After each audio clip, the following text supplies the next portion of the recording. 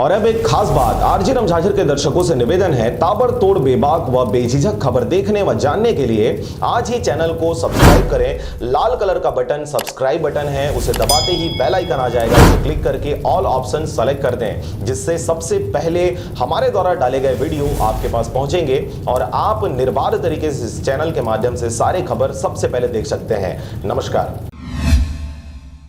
वनांचल क्षेत्र के अंतिम छोर पर स्थित भोथली सेवा सहकारी समिति में पूजा अर्चना कर धान खरीदी का कार्य शुभारंभ किया गया। खबर के अनुसार गंडई पंडरिया जिला पंचायत क्षेत्र क्रमांक 01 के सदस्य ममता राजेश पॉल ने छुईखदान ब्लॉक के अंतिम छोर यानी भोथली सेवा सहकारी समिति में स्थानीय जनप्रतिनिधियों व देवदूत अन्नदाता किसान भाइयों के साथ पूजा अर्चना कर धान खरीदी का शुभारंभ किया। इसी दौरान भोथली सेवा सहकारी समिति कार्यालय व खाद्य गोदाम का निरीक्षण किया गया। भोथली सेवा सहकारी समिति प्रबंधक व अध्यक्ष को कहा कि अंचल के किसान को किसी भी प्रकार की समस्या न हो, इस बात का विशेष ध्यान दिया जाए।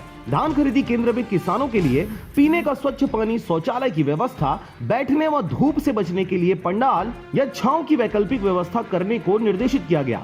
इस दौरान श्रीमती पॉल ने केंद्र सरकार के 3 काले कानून से अवगत कराते हुए बताया कि किसान, खेत मजदूर, छोटे दुकानदार, मंडी मजदूर व कर्मचारियों की आजीविका पर यह एक क्रूर हमला है। केंद्र सरकार अपनी जिम्मेदारी न दिखाकर किसानों को जमींदारी प्रथा की घेरे में ला रही है, जिसकी हम सभी घोर निंदा व विरोध करते हैं।